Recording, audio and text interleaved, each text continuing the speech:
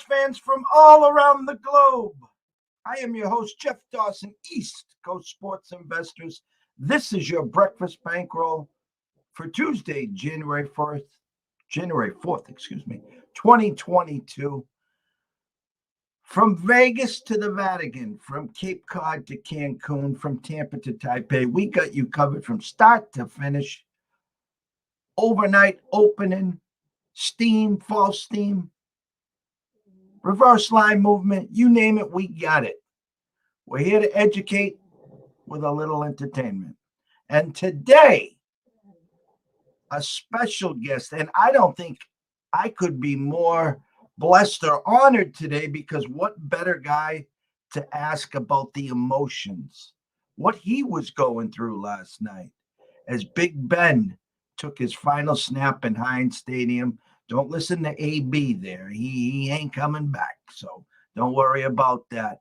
But our good friend, the real Vegas Dave, the one, the only, Mr. Dave Sharapan. Good morning, Jeffrey. Good morning, my brother. How art thou? Oh, man, I'm good. Fun night last night. That was fun to watch. You don't realize what you're going to think until it's actually happening. I can only imagine what he was going through. But it was like, man, this guy's been a quarterback for a long time. Like the whole time that I've been in sports books working, he's been the quarterback of the Steelers. So it was kind of a weird feeling, end of an era. And I had a lot of people that were at the game and going to the game, and I talked to a bunch of people before. So it's a fun night for sure. I got into a lot of debates last night, and I think when I got back home finally, I didn't shoot my 700, by the way. I did average 200 last night, though. Wow. But 600 something series, huh? Yeah, 610. Just modestly humble brag. I throw 600 series every time. I didn't give you the under over last week when I shot 670, and you probably would have had the under over at around 682. So okay. But heated debate.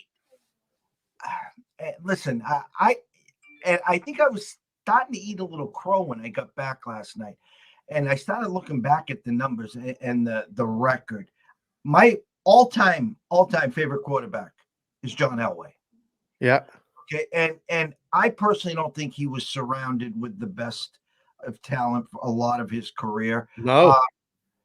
He also was in an era that the cornerbacks, safeties, and everyone else was actually allowed to play defense. Yeah. And if you crossed the middle, you were lucky to get up.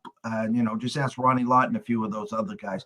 But my point, and there was a diehard Steeler fan there, and my buddy who was needling me.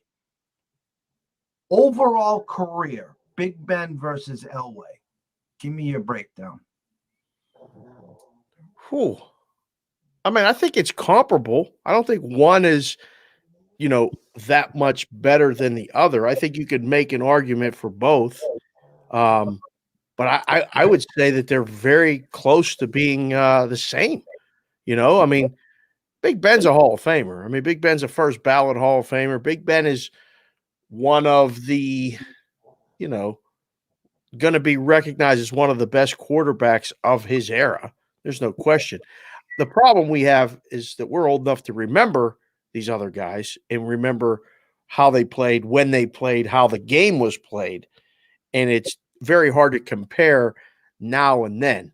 And if anyone didn't see Elway play and has only seen highlights or just looks at the numbers, well, they're going to side with Big Ben.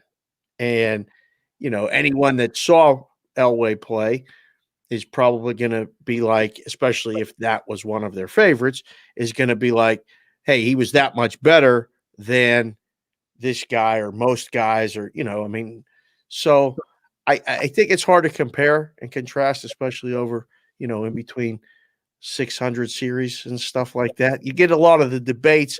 It's great talk. The same stuff happens in the book, right? We've sat for hours in the book and just watched the conversations back and forth. And that's what we do as people around sports. So I get it. I don't think. I mean, right? He throws the ball 46 times last night. He throws for 123 yards. Elway looked a lot better most of the time doing it. The way he threw, the way he moved. Ben didn't always look good, but he won a lot of games. I mean, he was never under 500 in a season. That's pretty crazy. And then was able to do it over such a long haul and won a couple Super Bowls. I mean, all the boxes are checked as far as Ben and comparing to these different era guys. Still one of the best. And my rebuttal to all of them was, well, can you imagine what Dan Marino would do in this era? Oh, no. I honestly, I really can't. Like I talk about that all the time. It's a different game. And it's not faulting one or the other, and it's not taking the argument it's just a different game. I mean, if they had the ability with the rules that they are now, I mean, Marino was doing it and still getting hit. And they had no running game. Miami had no running game, and everyone knew it. So it was different what they had to do. But Duper and Clayton and those guys, I mean, they had to fight through getting hit, mugged, held all the way down the field. Like you could still touch guys and play defense. Now, be all interference calls and touchdown passes and yeah, everything's different now. So old era, new era, different game, hard to compare. Appreciate it all. How lucky were we? We got to see those guys play in their prime, whereas a lot of younger guys or girls are looking at the game now and think, geez, those old guys, they really wouldn't be able to play today. No, not only would they be able to play today, they would light it up. I mean, the records are all now, we have an extra game, so records are being broken and the different things like that. Everything's different. I mean, it changes. Everything changes. This is what we know is, the benefit of reflection. Sometimes things change. Most of the time they do, and sometimes they're better, sometimes they're not, but you have to accept it for what it is. I'm not going to have you back on the show. My assumption, you are welcome every day, but contractually, you are not allowed. I get that part. And too busy as well. Your secretary and agent are just, I just can't get a hold of them. So that's ridiculous. It is. Give me your thoughts going into the Sunday, the playoff picture, maybe a slight lean. Maybe you have a future that you could grab in week 17. For an AFC or NFC champ, a Super Bowl champ. I do have to laugh at this. If for some God reason the Colts were to lose to the Jaguars, right? Yeah. Raiders and Chargers both in if they tied. So in other words, hey, let's just goof around, play grab ass for, the full 60, and then we'll put on a show for the last 10 as well, and we're both in. Meanwhile, your Steelers are sitting there saying, just one of you guys win and we're in. So right. What are you thinking? Well, I can't wait until next week. I think that the first round of the playoffs with it now, talk about change, one bye has changed everything. Mm-hmm. It's changed everything because now the steps to get to the AFC or NFC championship are a lot different, mainly for the 1 seed. I mean, that's a big deal to get that 1 seed. So Tennessee wins at home this week or at Houston, and they have the 1 seed. Now, so my immediate thought, like in the book, well, let's rewind. Week 17, or usually week 17, week 18 now. Week 18. It's a disaster. There's so many games that don't mean anything. And if I'm in a pick 'em contest, I would literally circle every dog and just live with the results. Like, it's very hard to make anybody favored, let alone favored by 15 points, 17 points. In Buffalo's case, it's crazy. So I say circle every dog, you go 500 or better. And usually that's the result. So making the lines, making the bets, very hard week 17. Looking forward, who's going to the 1 seed and winning a game? That's all that matters right now. I need to figure out which of the teams do I think in either the AFC or the NFC can go to Green Bay and win a game, or right now Tennessee and win a game. It's a pretty short list for me. I mean, for the NFC, I don't even know. I mean, it's the Rams and the Buccaneers, is it not? Like, I don't think it's anyone else in the NFC. Let me take a quick look at the odds and make sure. But and I mean, with Tampa situation, with AB leaving the way he did, I I don't know if anybody's going there and winning a game. My August NFC champs was the Niners, and they were gaining so much steam. And I really feel for Coach there for one reason. He drafts Lance for one reason and one reason only. He cannot count on Jimmy G to stay healthy. He just can't. And here they are gathering all this steam, all this momentum. And where is Jimmy G? On the sidelines. And 49ers winning in against the Rams, who they've beaten 5 straight times, by the way. And Rams playing for seeding here. But it's just such a letdown. I agree with you, because when I was breaking this down and I was talking on Sunday and Monday, looking at without the brackets and whatever, you go back 2 years ago, Packers at Niners. Niners put up a 40 burger, and the Packers were just destroyed. Yep. Last year, Packers 1 seed.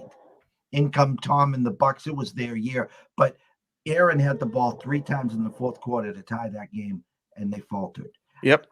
I look at Rodgers as Elway. This is his second time around now. This is his last couple of the glory years. Yep. I got Packers by default. By default. Not that the Rams couldn't pick them off. Not that the Bucks couldn't pick them off. But neither one of them are going to pick them off.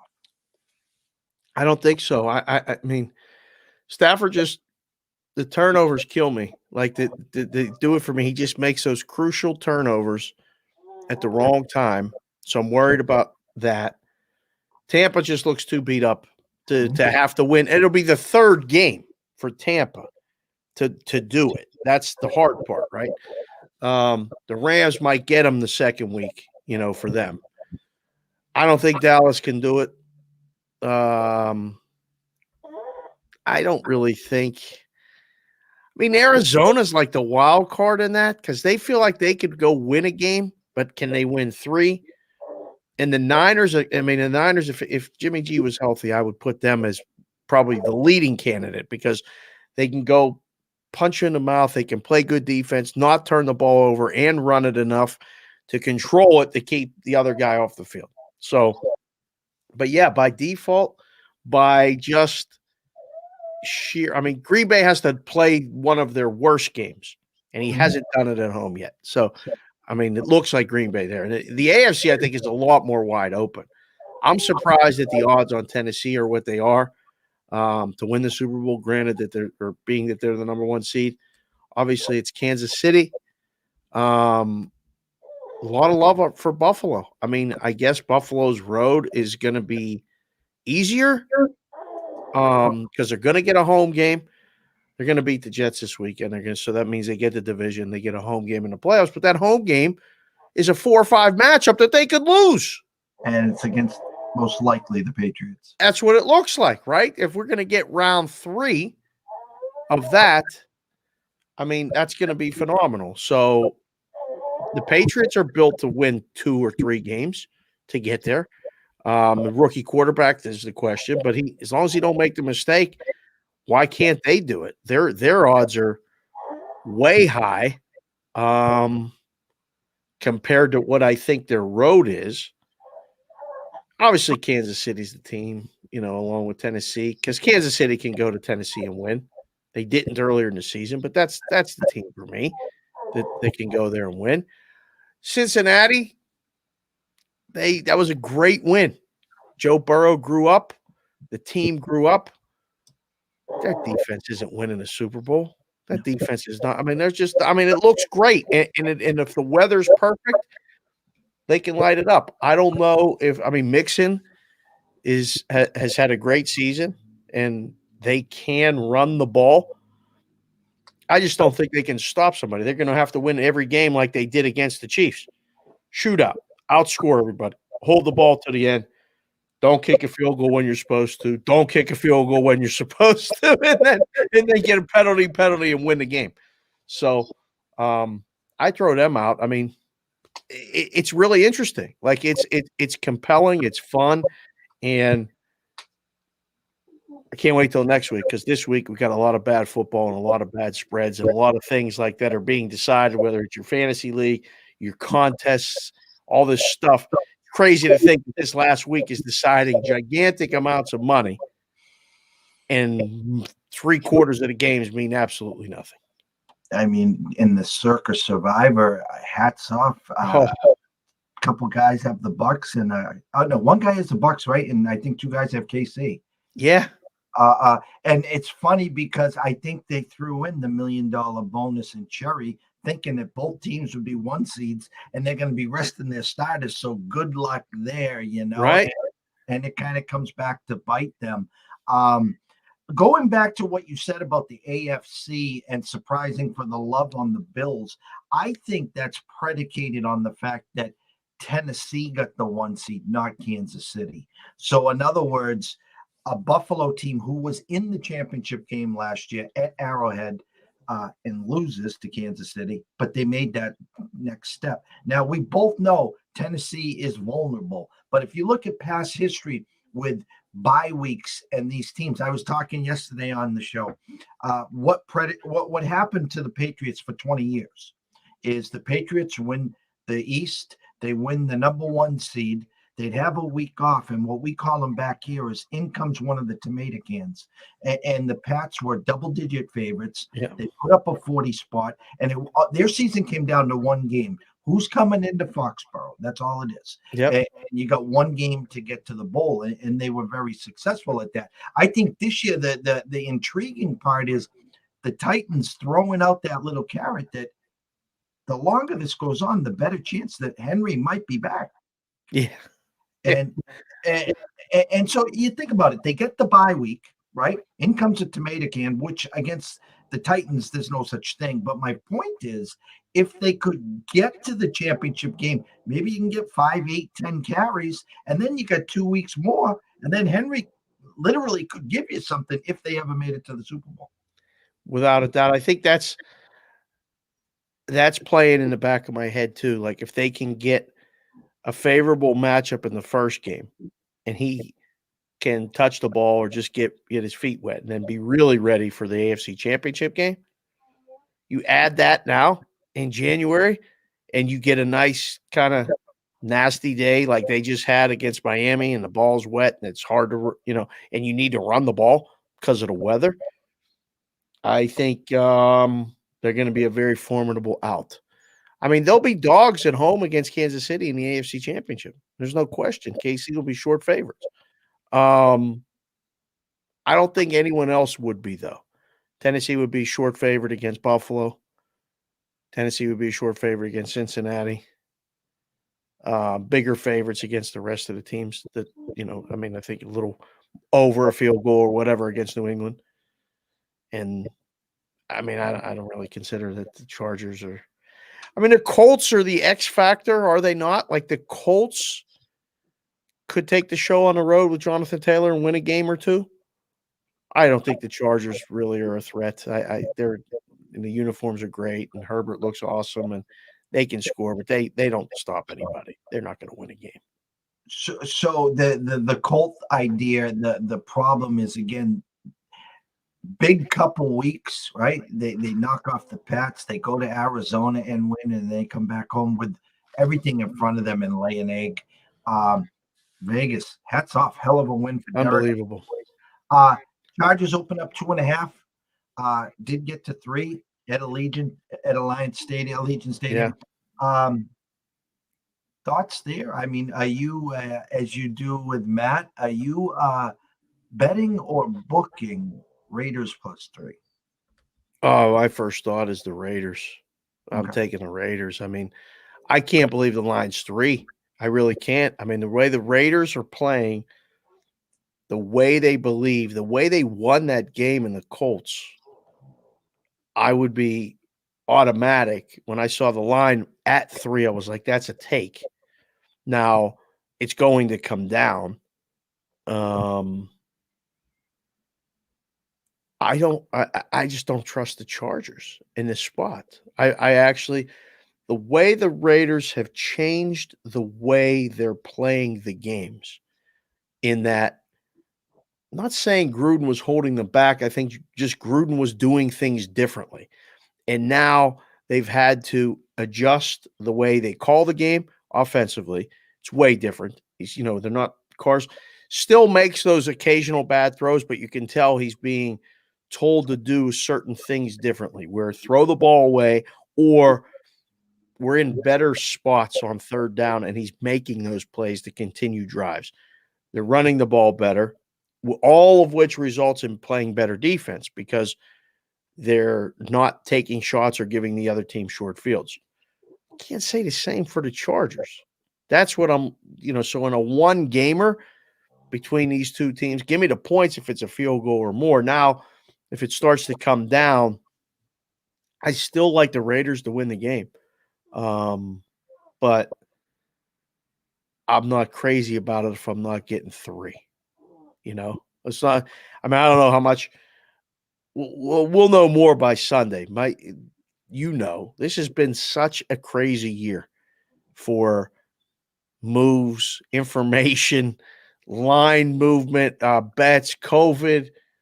Like, knowing what you like on Tuesday versus Sunday can completely flip, based on the number and stuff. I mean, so right now I'm telling you, I like Vegas. How about you? Yeah, I'm one of these guys that if I miss the boat, I miss the run. I feel like Marty the Mush sometimes. Right. And I missed the 3 games in a row on the Raiders. Right. And I think you guys in Vegas are telling us something. Hey, come on down. I got a nice free window over here. I opened it 2.5. It immediately shot to 3. I mean, Yeah. alarm bells. For me, why didn't this open up a pick? Why didn't the Raiders open up -1 here? They're begging you for the Raider money here, in my eyes. Yeah, I don't know. Sometimes, I mean, they opened the Browns -1 and it went to 3.5 last night to, beginning of the week too. So sometimes the openers are just wrong. That's why I always talk about the closing line value. It's important to get the best number, but when you beat the closing line, when the closing line stinks, does that make you better? Like, sometimes the closing line really just stinks, or the opening line really just stinks. Like, so, I mean, if the opening line stinks and you beat it, I guess that's good if it wins, but if it doesn't, it's bad. So the line if me and you were doing it, we would open this thing pick. Mhm. I would have definitely opened it pick and let him just bet it. Let them tell us the way to go, because I don't know, but my gut tells me the Raiders. Tougher ticket, Sunday, Chargers, Raiders, or Adele? Adele. Way less seats. Way less seats. That Adele ticket is gonna be it's gonna be the hardest ticket to get in town when that show starts. Like, there's a lot of people already talking about it and buzzing about it, and I don't know. I mean, I don't know if I'll ever see it. Those ones, we're good for it a year or 2 after, like, the buzz, because they ain't going nowhere. So we just saw that America's Got Talent show with the kids over the holiday here. It was awesome. It was, a lot of people that sang and danced and threw knives. We had the knife throwing couple and the people on the trapeze and all the stuff. It was amazing. When you see that stuff in person, you watch it on TV and it's one thing. You see it in person, you're just like, damn, that's a little scary. I kept turning to my little one and she's just like watching. And I'm thinking, man, if they fall, or how do they practice? Like, it was impressive. Well, you and I and the kids and the families, we got a date. Me, hopefully sooner than later to go see Bruno Mars. That's Oh man. Oh, that's the goal oh, right there. So they that can is the goal. they can have, you know, the Raiders, hey, the Knights. I don't care. We're gonna go check out Bruno. So Bruno. That's the ticket right there. Got to do more shows to get those Bruno tickets. I got to keep, Daddy, what are you doing? I'm doing more shows so I can try to get you Bruno Mars tickets. I'm gonna just throw this out quickly, quick breakdown because I want to go more into the national championship game, and then I just wanted to pick your brain so Yep. everyone listening and watching, um, you're an NHL guy, and there's a nice board in the NHL tonight, so I wanted to maybe you might have a couple sneaky ones for us. 9 p.m. tonight, rotation number 285, 286, LSU and Kansas State in the Texas Bowl in Houston, Texas. Our friend, Miss Kelly Stewart, on her way has landed, and she will be rooting hard for her Kansas State Wildcats. Here's a funny. LSU, SEC opens up 2.5. Kansas State is now 7, minus 115 at Circa. Our friends at Circa, Derek, Mr. Benson, Matt, are leaning, getting close to 7.5. And these flips have been money in these bowls. Whether it's COVID, coaching, sit-outs, any love. I mean, I get the true value in the CLV and the EV and all this is how can you not take LSU here? And then you miss the first half. You're getting all hot and lathered for the second half, and you sit down and it's 31-3 Kansas State. Yeah, I know. That's there's so much going on with this game. I had no idea, and I did the show yesterday with B Howe, and he told me all the opt-outs, all the coaching changes, all the stuff, and I was like, man, I don't even want to watch this game, let alone bet it. But if I did, it would be Kansas State or nothing. New Year's Day was so much fun with the bowl games in general, but the in-game betting, if you have that access, you should use it because you learn so much right before the game. And I think you learn even more watching the beginning of the game and hearing and seeing and watching the energy and on the sideline who's playing and who's not. I think you can see it. Like I saw it early. I liked Arkansas against Penn State before the game started, and then I watched it. Penn State, scored quick and then got stopped. And when they got stopped, the air was out of the balloon. Like it was done. And you could see Franklin was walking on the sideline trying to just keep it together. And it was like, man, this team is toast. Like this is I'm betting Arkansas again. Like they're not stopping. I think we'll know quick tonight whether Kansas State is going to keep scoring against LSU. Laying 7 against LSU with the team names without looking, how would you think it would be on the bottom? Kansas State minus 7 against LSU? What? And the total's only 47.5. So it's getting to the point where you're like, man, I don't know if I can lay that number in a game that's not going to have a lot of points scored. But when you look at LSU has 39 scholarship players for this. They don't have a quarterback. Their quarterback is a walk-on. Everyone that was on scholarship to play quarterback for LSU is left. They're not playing. So I was like, man, I mean, sometimes I could go the right way for that team, but most of the time, that's a bet against. You're saying 47.5, so Vegas giving you the quick 27-20. Does an LSU team score 20, number one? Number two, does a Kansas State team score 27? That's what I mean. Like, really? Like, that's what I mean. What is the score? And that's the way I mean, I don't know if everybody does it that way, but when we talk, we always do it that way. Me and you, we're like, "Wow, what's the score? What's this team score?" And then you kind of reverse engineer what you do with the side by thinking how the game's going to play out.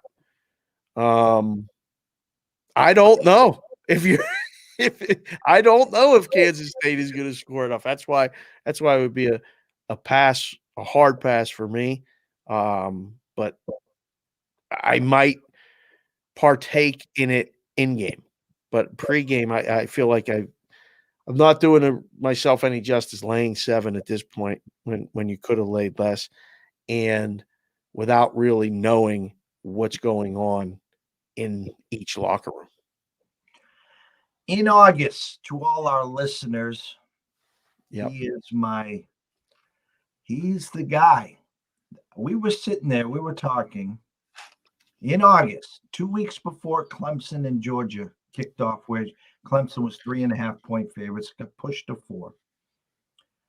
And I said to Dave Sharapan, hey, Dave, Georgia plus 800 to win the national championship. Yep. And we talked and we talked. And then I fly out to Vegas before that game. And I say, hey, Dave, that Georgia plus 800 is gone. It is now Georgia plus 600. And Clemson now is minus 3.5 against Georgia.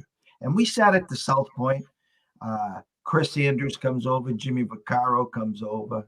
The Veasan boys come over. I think Matt came over. Matt Yeomans came over. Yep. We had lunch. You reheated your chowder 3 times. Yeah. You're right. And I was picking your brain on why did that go from 800 to 600. And your words were great, was the fact that, there could be some guys that say, hey, we're going to take Georgia national champs, but we're heavy on Clemson opening game and vice versa, which made all the sense in the world. Now we'll speed this thing up to December. SEC championship, Georgia favored by, I think, 3.5 against a Bama team, must win and in, or they're playing K-State tonight or something stupid. Right.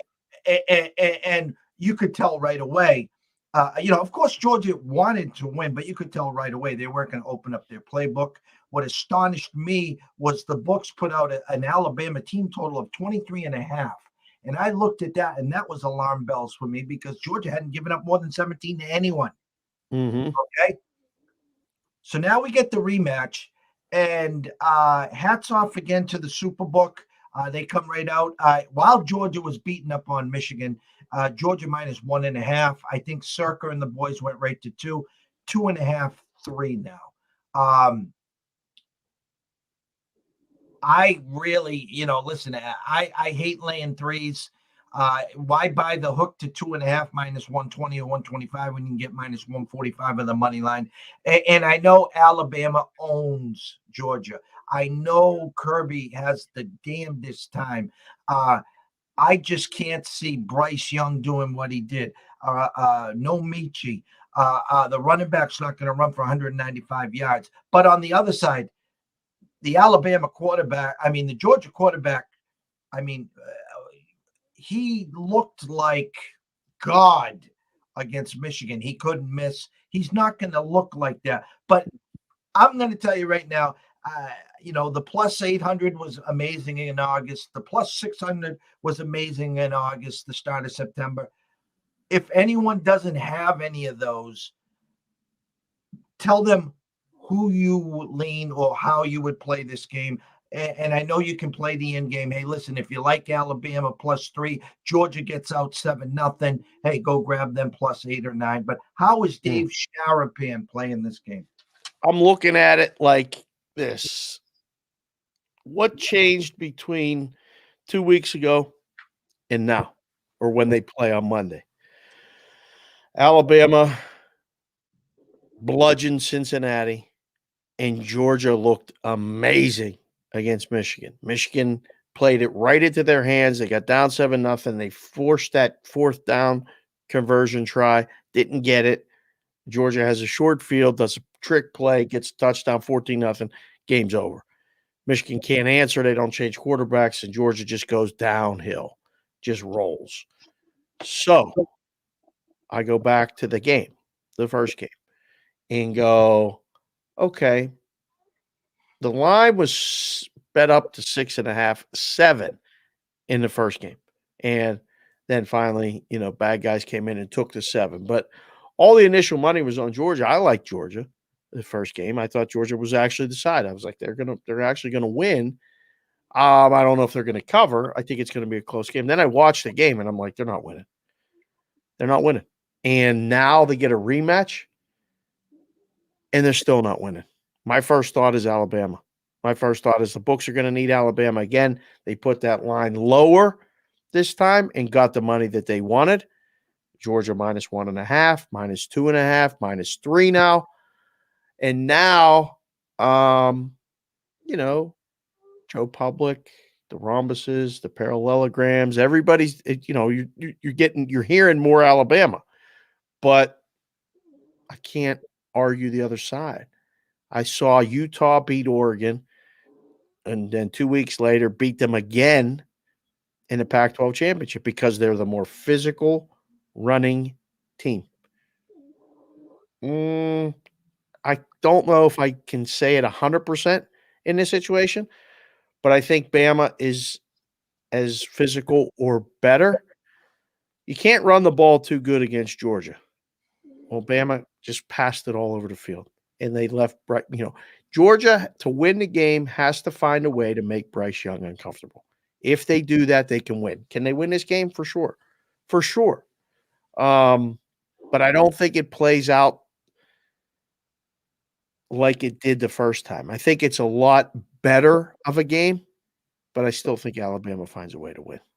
And I can already see the writing on the wall. I mean, anyone that backs Georgia, and you said something that the books never say, Vegas never says. I think we're going to need Bama. Can you imagine that? That's like saying, hey, I need Tom Brady Right. on Super Bowl. It's unheard of. So that you're going to have all the naysayers out there. How could you give me Bama +3.5? How could you give me them +135 in the money line? Who's your daddy? I get all that. I do. I absolutely. And there's some teams that just have your number. I got bit pretty hard on the rematch, Oregon and Utah. I mean, Oregon was a no-show. You could tell right away. They just didn't show up. I'm thinking in Vegas, Allegiant Stadium, fast track. I mean, this is going to be a shootout at the OK Corral.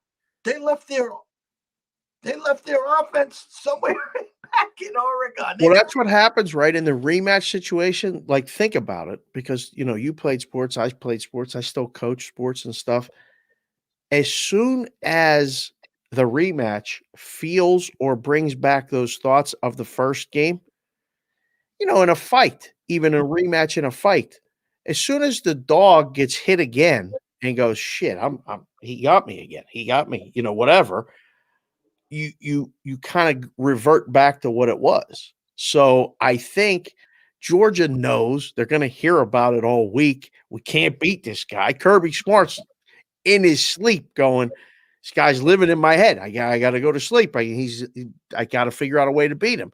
Until they do, I think you just ride the same thing happening or a similar thing happening and quit trying to pick the one time that you're right. It's going to feel good if you pick Georgia and they win. Man, it's going to feel great.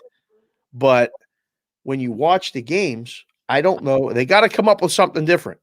They have to find a way to not allow Bryce Young any time to pick them apart. They cannot allow him to throw the ball consistently. And the funny thing, Dave, Saban pulled the Belichick against Cincinnati. He didn't open up the playbook. He ran the ball how many times? Ran. And I put on my timeline, I was like, okay, is he not stretching the field here for a reason? Is he holding it back for the second half? And then he finally stretched the field right before the half. They put up a touchdown. And second half, what they do? Run. And against Georgia, Bryce Young looked like Kenny Stabler. I mean, I know Bryce is good, but man, he was just bing, bang, boom, bang, boom. No pressure, no nothing. It's so funny because I was watching it thinking the same thing. I'm like, man, he doesn't have to do anything different because they can't stop the run. He got all those rushing yards. That kid got the player of the game running the ball. And I'm like, he's setting them up again. He's setting them up again because he didn't show him a damn thing, one. And two, he got it in their mind in everyone else's mind for the narrative all week, Alabama can run the ball like that? Wait, they're going to run the ball like that against Georgia? Look what they did. Nah, they're going to do what they did in the championship game. Draw them in. But if Georgia, that's the answer. If Georgia can prevent Young from doing that, and you're right, Bennett has to make plays. I mean, the Georgia quarterback has to make plays. So, because they're not going to have a lot of success running the ball, they have to pass too. And the game opens up. I mean, again, might be looking at the total over again. But if the game plays out any differently in Georgia's favor, the game goes under. I think it's an ugly game if Georgia wins. If Bama wins, it's more of the same. I have to quick shout out, and it's funny, they're both Bama guys. Marty Lowe, Billy Hewlin, both Bama Roll Tide guys wishing us a good morning. Nice. And my buddy Marty Lowe asking you, Dave. Yep. What are the Titans' chances of getting to the Super Bowl? Oh, depending on the matchup, I think the Titans' chances are actually pretty good. That's the team that, like, I did the shows yesterday with Sports Grid, and we did it. We looked at one of the segments. We looked at the AFC prices. They're the third choice in the AFC, with the home field still not determined. But I mean, you know what's going to happen, right, on Sunday. They're not going to cover against Houston. Like they're 100% not going to cover. Just telling you now, it's 10.5.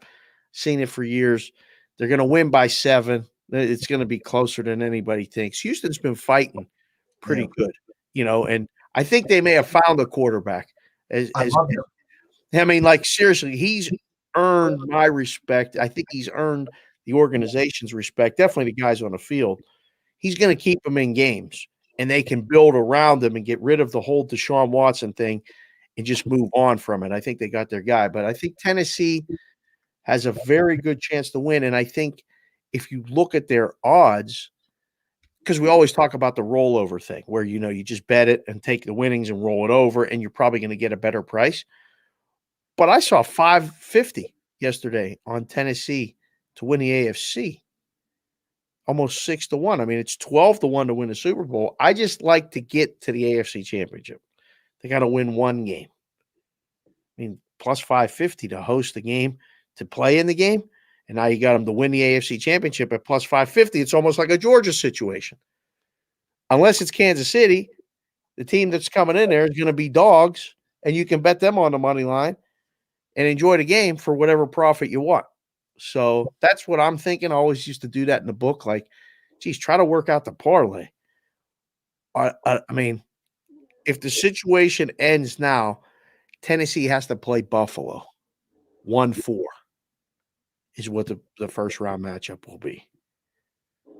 It's going to be a pick 'em. It's going to be small favorite, right? I mean, and it's probably going to flip because Buffalo, this happens every time.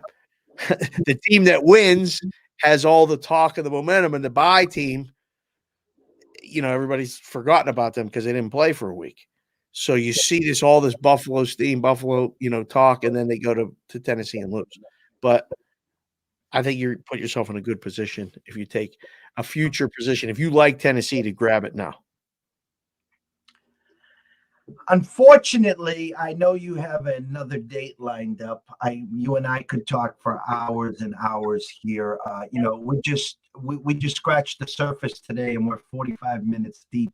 So I got to give you. That yeah, Did that exactly. really happen? It's unbelievable. I got to ask you a question before we go. So, in the book, after New Year's Day, I used to say it's the official start of college basketball season. I know because I'm on the list and I see the plays and I get the picks and like I tell you all the time, I hear you reading it as I get the send out. What in the hell do you make of college basketball up to this point? And what are you looking at on a daily basis to try to get through this minefield? I mean, it's hard enough booking it, but like Wednesdays, Thursdays, and Saturdays were my big days of college basketball. Those were the days, and Sundays, because I worked Sundays too. But like, it's hard to find plays in general. Is it harder than ever to find plays in college basketball now with everything that's going on? 100%. 100%. So as you know, okay, where you're sports broker instead of your stockbroker, okay? So whether it's Don Best, whether it's Sports Insight, whether it's Wager Talk, those are just three. Whether it's pregame.com, that's four. Following someone like Greg Peterson on VSiN, Yeah. okay? He creates his own lines. You take his lines, and he's sharp as a tack. You take his lines, and then you go look at Vegas. You go look at the sports book, and then of course I can't forget Ken Pong. Okay, Yep. but here's the thing: the numbers never stop. So what I have to do is, when I get up in the morning at 5:30, 6 a.m., my first snapshot is how many red games are there, meaning how many hit the COVID and the postponed list. Right. And so all the work that I just did overnight and the night before is gone. So it's like doing double work, Dave. Okay. And then it's who's in, who's out. And how come South Point's got the line at 3 and Caesars is down to a pick? I mean, the disparity in some of these things, I'm like, okay, It's crazy. what do they know that he doesn't know? And here's the killer: is they're even getting up to pregame warmups where all of a sudden Dave Sharapan and Jeff Dawson are now out. I mean, you're not getting that information. It's not like an Nope. hour before. It's brutal. It's really hard. And I mean, and somebody asked me yesterday, how much college basketball have you done? I said I was doing more before, like in late November and December. I went to those couple games here in town, and I was actually paying attention to it more. And then once the second week of December hit and games started to really get canceled and things started to happen, I was like, geez, I got to just step back and because it's hard enough to do the work and then have it canceled or postponed or whatever, or guys be sat out, like you said, right before they walk out to be introduced to the game. Like, so between that and the NBA, I mean, I'm much more focused on the NBA, but I give you guys credit for doing and putting out some college basketball stuff, because I don't think the books know. I don't think most people know. And I mean, a lot of these sites and the ones that you mentioned, I don't think they know. You know what I say. Nobody knows Squadouche all the time. I mean, like I say it, I literally mean it when I say it. But I think it's harder than ever to kind of handicap college basketball right now. But I think if you're doing it, you can get a foothold and get ahead of a lot of people that either haven't put in the work or kind of gave up on it a little bit and stepped back. So, I would just recommend anybody watching and listening to keep an eye on it, because I know you're doing it. I know you're close to it. And at least like some of the conferences, I mean, I know you're into the Big East a lot and a lot of the ACC stuff. I just see what you're doing. I just think it's a complete minefield right now. And so yesterday afternoon, I'm on my Monday weekly afternoon show in LA. And he brought up a college basketball game, and this is how much of a cluster, what it is. I talked about Wisconsin and Purdue. I says, what world do you ever see a Wisconsin Purdue game with Purdue favored by 12.5? And I know Purdue's a wagon this year. I do know that. Okay. Mm-hmm. But I also do know, when you're talking Big Ten, when you're talking rivalries, when you're talking certain teams match up well to certain teams, and now they're offering you 12.5 points. And I say very simply to this: listen, guys, Purdue can easily win by 20 or 25 here. No question about it. Okay. But I also said, don't be shocked if Wisconsin doesn't just cover this game, but have an opportunity to win this game outright. Right. And what'd they do? Yeah, I just checked the score again and won 74-69. I knew they won the game. I saw the score scroll last night and I was like, wait a second, that line was 12. When I saw that line, when I did the shows in the morning, I was like, gee, somebody must be out. That's the first thought. When you don't know, you kind of can make those assumptions or you see those things and you're like, oh, somebody must not be playing. How can Wisconsin be 12 against Purdue? I mean, okay, Purdue is, top 10 in the country. Wisconsin maybe a little bit of a down year, but can't be more than 10 points. I mean, 8.5, 7.5. Just knowing the whole thing and for years of doing it, that was my first thought. I was like, oh, it must be out. So I discounted it. Like I just was like, yep, that game, just throw it out because obviously somebody's not playing for Wisconsin. Somebody must be sick. It's the first thing I thought. And that's sometimes maybe the easy way out, but it's also losing opportunities. There may be opportunities on this board that I say it every day. The line tells a story, and there's opportunities every single day in different sports. And that's what, guys like you do. I mean, it's impressive. I mean, a lot of people used to, tell me, oh, it's really cool what you do. And it's, how do you do it? And I'm like, taking the bets is really not that hard. It's picking the games and just that's the hard part. Like, putting up the numbers and moving it after people bet it and stuff, like it just becomes kind of a regular routine. And I guess I'm blessed to have done it for as long as I have. So now it's like second nature. But I used to say all the time, I picking the games on the other side of the counter is the hard part. Like that really is the hard part. And I'll close here. You talked about the mind games, and we were just talking about the college mind games. And I again, mind games. That's what it is, mind games. Christmas Day, Golden State at Phoenix -6. They're giving you Golden State money line plus 200. Mm-hmm. And then a week later, actually this past Saturday, Utah -5 on Saturday against Golden State. And they're giving you plus 185, 190 Golden State money line. Both games box to wire, but both games before the opening tip. Again, all right, what does Vegas know? All right, they know something. And again, Golden State, free money. And Clay's not back till Sunday. And again, in September, that was my preseason favorite. That was my team to cut the Nets down from the West. 12-1, 11-1, 10-1. And Clay's coming back on Sunday. It's amazing. And so much fun to watch. I mean, just from a basketball fan standpoint, watching Golden State play is an absolute joy to watch. The way they move the ball, the way Steph has to fight through 2 or 3 picks to get open and get a shot off, and then the way Draymond looks for him and he looks for. I mean, it's fun. It's fun to watch.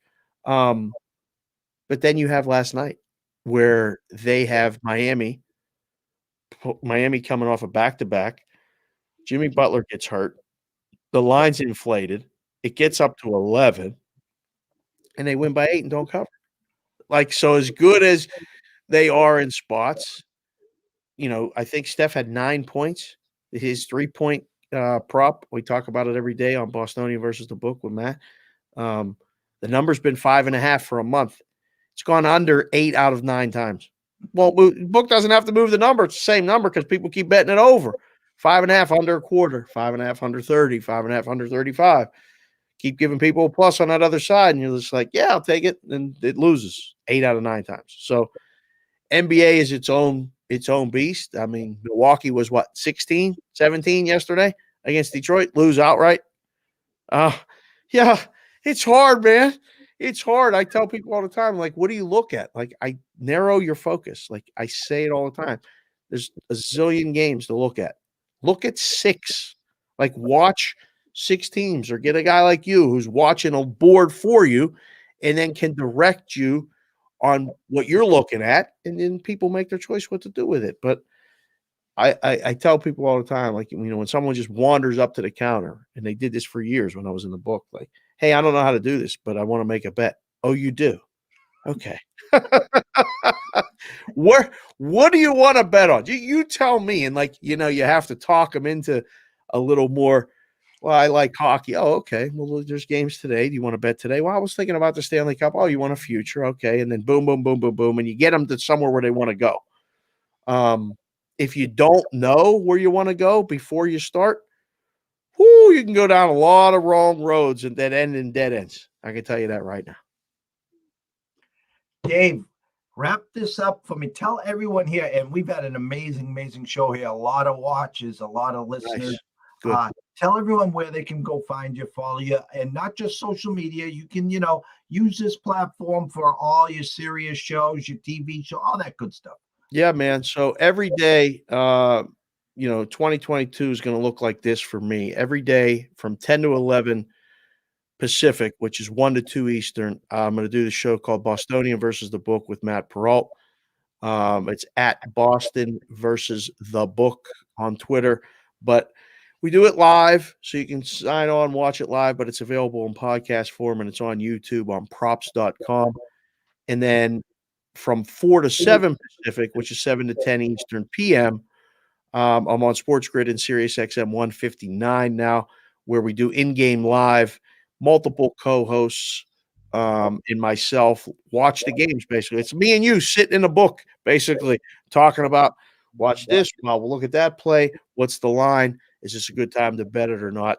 So it's so much fun. And then throughout the week, a bunch of different hits, a bunch of different, between radio shows, TV shows, podcasts, all this other stuff. You did the show with the guys in Chicago. I got the Cash Considerations podcast.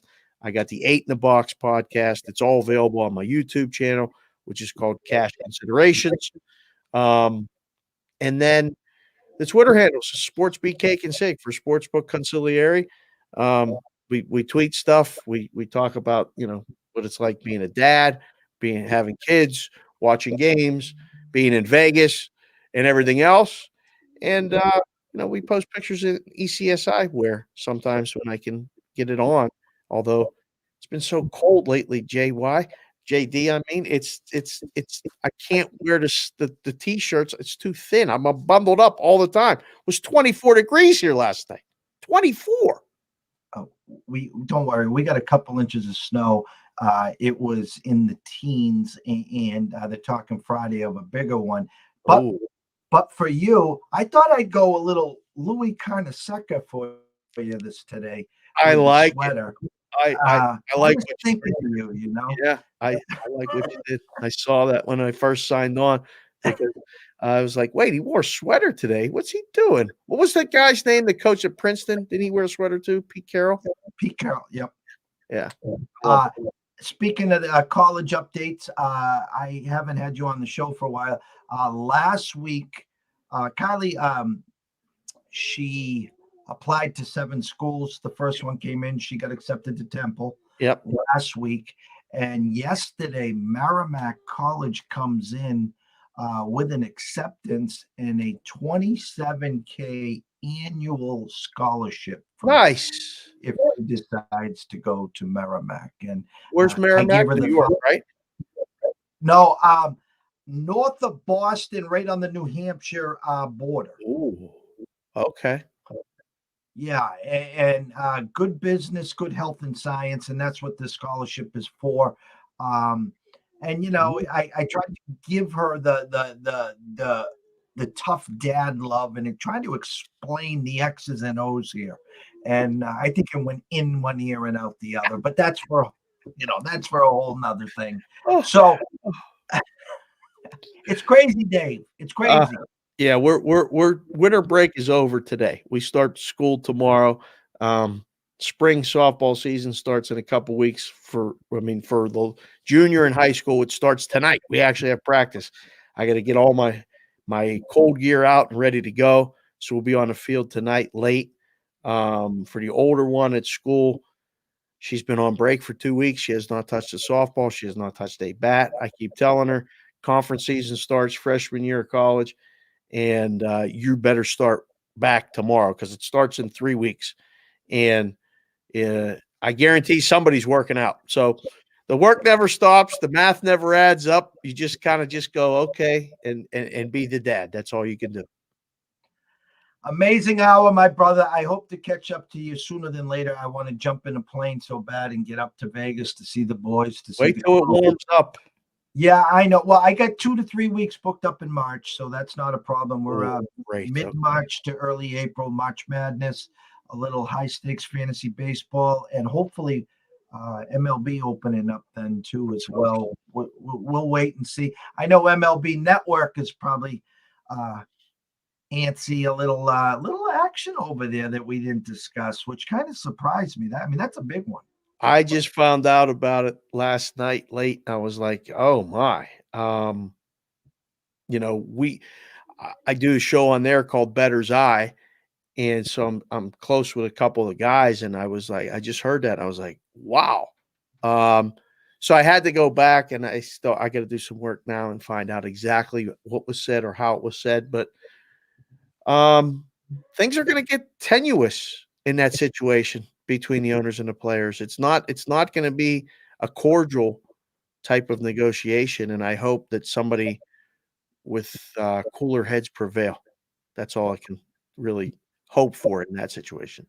They've met twice in the last month, just basically to talk blah blah blah blah. They haven't even sat at the table yet, and it's so comical. And you 2 years ago, you're coming off a 60-game season because of COVID, and here comes COVID again, and it's just comical. Spring training, is right around the corner supposedly, but obviously that's not happening.